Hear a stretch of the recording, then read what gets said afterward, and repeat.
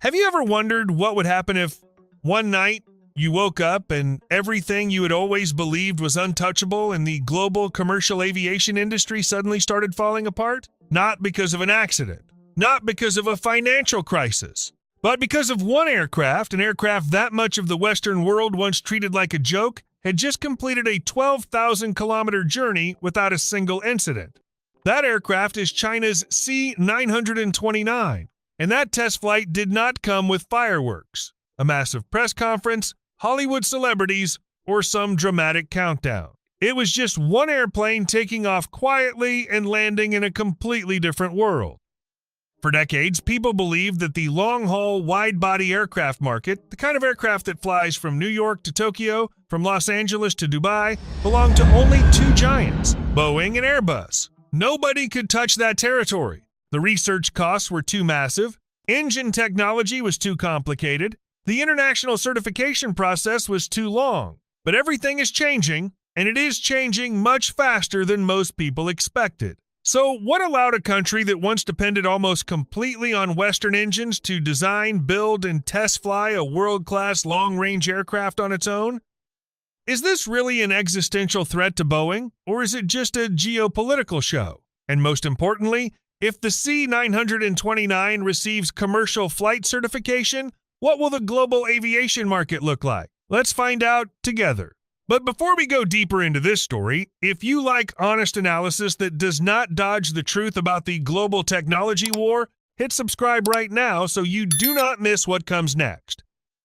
How long has the monopoly over the sky been around? To understand why the C929 is causing such a shock, you need to look back at history for a moment. Since the 1970s, the global commercial wide-body aircraft market has had only two real players, America's Boeing and Europe's Airbus. Every major airline in the world, from Delta, United and American Airlines to Emirates, Singapore Airlines, and Cathay Pacific, has had to choose between those two options. There was no third choice. And the reason is simple. Building a wide-body aircraft is not a normal engineering project. It requires tens of billions of dollars in research and development, advanced composite material technology, specialized engine systems, and most importantly, trust from international aviation certification agencies like the FAA in the United States or EASA in Europe. Even advanced economies like Japan have failed. Mitsubishi SpaceJet, a project that took decades and billions of dollars in investment, was finally canceled in 2023 without ever completing commercial certification. Canada's Bombardier had to sell its C-Series aircraft business to Airbus. Brazil's Embraer has only been able to focus on short-range and medium-range aircraft. Long-haul, wide-body aircraft that was untouchable territory. Or at least, that is what people used to think. The Boeing 787 Dreamliner and the Airbus A350 are the two symbols that dominate that segment. They can fly non-stop from the east coast of the United States to Asia, carry 250 to 350 passengers, burn up to 25% less fuel than the previous generation, and offer cabins comfortable enough for passengers to survive 14 to 16 hours in the air. But even those high points have cracks. Boeing is struggling with a production quality crisis. FAA investigations after the 737 MAX crashes and the Alaska Airlines door plug blowout incident in early 2024 threw both Boeing's brand and its supply chain into chaos. Deliveries slowed down, costs climbed, and customer trust started to fracture. That is the backdrop.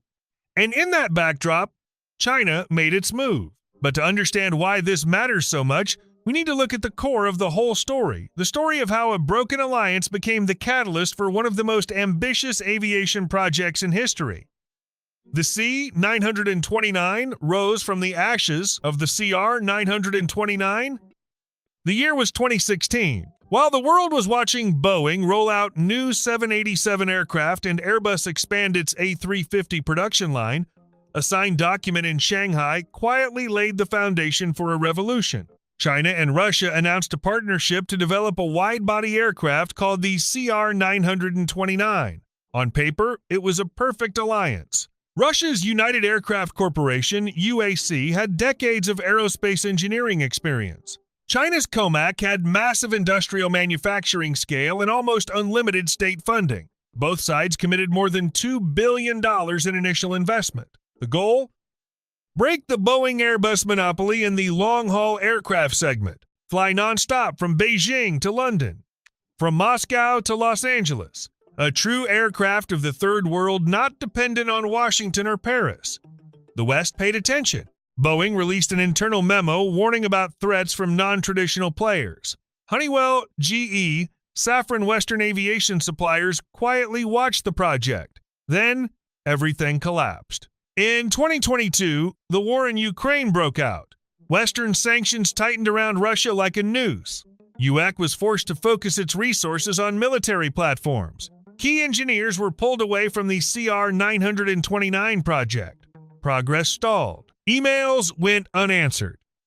Parts stopped arriving.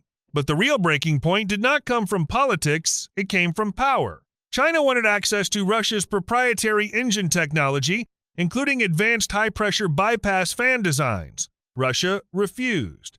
Intellectual property negotiations broke down. By the end of 2022, Russia pulled out of the project. The West breathed a sigh of relief. Aviation experts wrote obituaries for the CR929, a victim of geopolitics, they said. Dead before it was born, aviation headlines declared. But nobody saw what was coming next. China did not bury the project. It renamed it. The CR929 became the C929. And instead of scaling back, COMAC accelerated. They hired more people, poured in more money, and started replacing foreign components one by one with domestic solutions.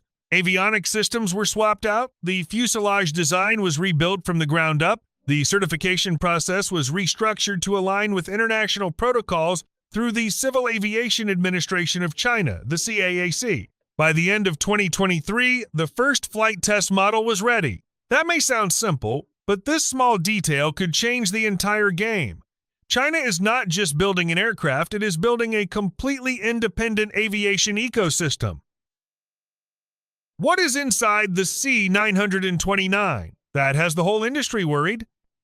This is not just a stretched-out C919. This is not a cheap copy of the Dreamliner. The C929 is a completely new wide-body design built to compete directly with the Boeing 787 and the Airbus A350. Not just in size, but also in technology, passenger comfort, and total operating cost. Look at the numbers. The C929's wingspan stretches close to 65 meters longer than the Dreamliner. Its cabin is more than 5.5 meters wide, giving airlines flexibility in seating layouts. From 9 abreast economy seating to premium business class cabins optimized for long-haul routes. But size is not the biggest headline. The materials are what make the whole industry look twice. More than 50% of the C929's airframe is made from carbon fiber composite materials, a dramatic leap from COMAC's earlier aircraft, and even slightly ahead of the A350. On top of that, about 15% titanium is used in key load-bearing areas. The result is an aircraft optimized for fuel efficiency, corrosion resistance, and durability on ultra-long-haul routes. Inside that shell, things get even more interesting. The C929 is expected to feature intelligent avionics with adaptive digital flight displays, ambient cockpit lighting to reduce pilot stress, and a real-time system monitoring suite similar to what the Boeing 787 pioneered, but rumored to include expanded diagnostic bandwidth across hydraulic, electrical, and thermal systems. Translated into business language, airlines could get predictive maintenance capability and reduced unplanned downtime, two of the most painful cost problems in modern fleets. Then comes the cabin, and here, COMAC is not holding back. Designers have focused heavily on the passenger experience, integrating noise reduction materials, adaptive LED lighting, and modular seating options. Leaked drawings show larger windows, wider aisles, and an interior layout inspired by the minimalist design of the A350 combined with Embraer-style ergonomic seat spacing. And here is what makes all of this scary for Boeing and Airbus. This whole package of innovation is being offered at an estimated cost 15 to 20% lower than comparable Western products. especially for markets connected to the Belt and Road Initiative. This is not just an engineering win, it is an economic weapon. There's one more detail people do not talk about enough. Final assembly takes place inside the Shanghai Pilot-Free Trade Zone, a facility that is both a production line and a geopolitical firewall. The zone gives COMAC tax exemptions, faster import and export clearance, and most importantly, full control over data and intellectual property. No Western company can simply walk in and observe. International oversight is minimal. The assembly line is embedded with Chinese-developed robotics rumored to include AI-assisted inspection systems that scan composite panels in real time for micro cracks and fatigue stress. Unlike Boeing's Everett factory, which depends heavily on legacy systems and layered outsourcing, COMAC's production line is vertically integrated, fewer third parties, more in-house control. One engineer from the Shanghai Aircraft Design and Research Institute, speaking anonymously, described the philosophy clearly. "We learned from the Dreamliner delays. Every failure Boeing suffered, we studied and adapted. But no matter how impressive the technology looks, it means nothing if it cannot be produced at scale and if it does not have the heart to fly on its own. What the C929 still has not proven." But let's slow down for a second, because this story would not be honest if it were all sunshine. The C929 still faces enormous challenges, and the biggest one is something China has struggled with for decades: engines. Let's be direct. Engines have always been China's weak point. The C919, the narrow-body aircraft that COMAC spent more than 15 years perfecting, still depends on the LEAP-1C engine, a product co-developed by General Electric and Francis Safran. That is exactly the kind of dependence that allows the United States to control access, restrict exports, and even delay certification progress. With the C929, China's trying to break that grip through the CJ2000 engine, a next-generation turbofan being developed by the Aero Engine Corporation of China, or AECC. According to insiders at AECC, the CJ2000 is designed to deliver up to 35 tons of thrust, putting it directly in the performance class of the Rolls-Royce, Trent 1000, and GE GNX, both of which power the Boeing 787. On paper, the specifications sound impressive: a 3-meter fan diameter, an ultra-low bypass ratio for fuel savings, next-generation ceramic matrix composite materials to handle high turbine temperatures at a lower weight. But here is the reality. The CJ2000 is still in development. Bench testing has started. Early prototypes of fan blades and compressor stages are reportedly showing efficiency indicators within 10% of GE's newest models. But within 10% of the jet engine business is not success, it is the starting line. A 10% efficiency gap can translate into millions of dollars in operating costs every year for each aircraft. China's plan is to test the engine on the C929 in 2029, achieve full certification in 2031, and begin mass production in 2033. That is a very ambitious timeline, and history shows that new engines are often delayed by 3 to 5 years beyond the original plan. Then there is the international certification problem. Even if China's CAAC certifies the C929 for domestic flights, the question is whether the FAA and EASA will certify it for international operations. And if they do not, then the C929 can only fly on routes where Chinese regulators have influence, which basically means China's domestic market and Belt and Road-aligned countries. That still sounds like a huge market, and it is. But it is not the kind of global domination some claims are suggesting. And finally, there's the issue of passenger trust. The international aviation market does not buy aircraft based only on specifications. It buys based on safety records, after-sales service capability, and spare parts availability. COMAC has still not built a global service network that can compare with Boeing or Airbus. That is a massive commercial challenge that cannot be solved with state funding alone. And this is where the race becomes even more intense, because this company is not the only one trying to dominate the future of the sky. Boeing, Airbus, and the C929. Who is really where? Let's put these three aircraft side by side and look straight at the truth. The Boeing 787 Dreamliner is still the gold standard of the wide-body segment. It has a massive operating record, more than 1,000 aircraft in service around the world. Its after-sales service network reaches across 140 countries. Its systems integration technology has been proven through millions of commercial flight hours. But Boeing is struggling with problems nobody can deny. Production quality crises at the Renton and Everett plants, ongoing FAA investigations, and most importantly, a brand that has been badly damaged after the 737 MAX scandals. In the first quarter of 2024, Boeing delivered fewer than 80 aircraft, its lowest number in years. Airbus delivered more than 140 aircraft in the same period. The gap is widening.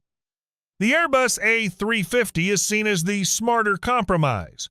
Excellent fuel efficiency, a spotless safety record, and Airbus's political flexibility as a European company less tied to United States-China trade disputes makes it more attractive to many airlines in emerging markets. But Airbus is not free from pressure either. Its supply chain is stretched, and it cannot ramp up production fast enough to meet post-pandemic demand recovery. So, what does the C929 look like in that context?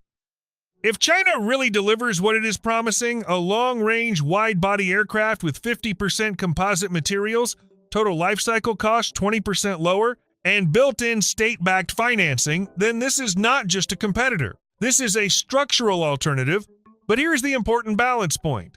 The C929 and the Boeing 787 may never compete directly in the same market. Not because the C929 is not good enough, but because the two aircraft may serve two different ecosystems. Boeing continues to dominate North America, Western Europe, Japan, and South Korea markets where FAA and EASA standards are the gold standard.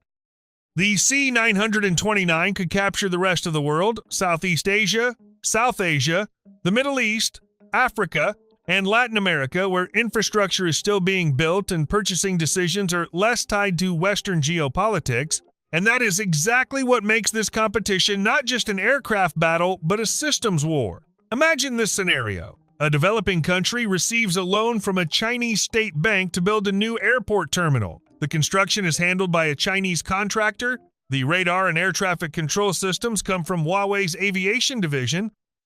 And when it is time to bring in aircraft to fill those new runways, the airplane parked on the tarmac is the C929 purchased with Chinese state financing and bundled with below-market service packages. That is not just an aircraft purchase. That is the creation of a strategic partnership poured in concrete and steel. And once that infrastructure is built, it is very hard to reverse. Internal reports from Beijing's Ministry of Commerce show that at least 8 countries, including Pakistan, Kenya, and Malaysia, have expressed early interest in buying or leasing C929 units once certification is complete. So in the end, the biggest question remains, is this technology truly powerful enough to change the future of the sky? Let's move to the next part. What will the aviation world look like over the next 10 years?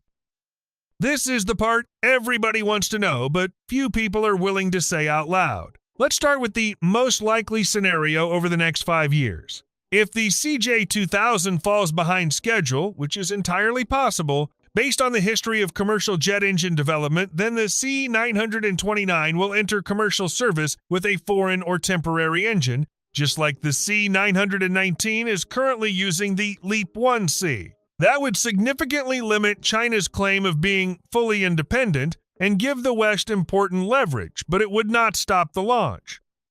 Even in that scenario, the C929 could still create meaningful disruption in markets that do not require FAA certification. Southeast Asia, where ASEAN is one of the fastest-growing aviation markets in the world, could be the first battlefield. Looking further ahead to 2030 through 2035, if China executes its roadmap, the CJ2000 gets certified, the C929 receives CAAC certification, and then begins seeking recognition from Asian and African regulators, the global picture will start changing in more fundamental ways. Boeing would see its market share shrink in the Asia-Pacific region. Airbus may hold its position in Europe and the Middle East thanks to diplomatic advantages, but it would still face pricing pressure. And airlines in emerging markets, which have long had to accept whatever Boeing or Airbus offered because there was no other real option, would suddenly have a genuine third choice. But the impact does not stop with aircraft. If the C929 succeeds, it will create the next wave. The CJ2000 engine, if certified, would open the door to dozens of other applications. China's carbon fiber composite supply chain would grow to the point where it could compete with Japan's Toray and America's Hexcel, currently two of the largest aerospace composite material suppliers in the world. The accumulated knowledge from the C929 would be applied to the next generation of aircraft. And here is the most important part for viewers watching from the United States. This competition does not just mean plane tickets might become cheaper. It means the balance of power in global aviation, an industry worth nearly $1 trillion, is starting to shift. And when aviation power shifts, it pulls commercial power, diplomatic influence, and ultimately geopolitics along with it. That is why a 12,000-kilometer test flight with no fireworks and no Hollywood-style launch matters more than any show. Because it is not a promise, it is proof, and proof changes everything. As for Boeing, the company is in one of the most difficult moments in its history. New CEO Kelly Ortberg is taking over a ship under pressure from every side. The FAA, airline customers, investors, and now a new competitor from the East. This is not a good moment to be weak while facing a strategic challenge on the scale of the C929. One Western analyst summed it up very clearly.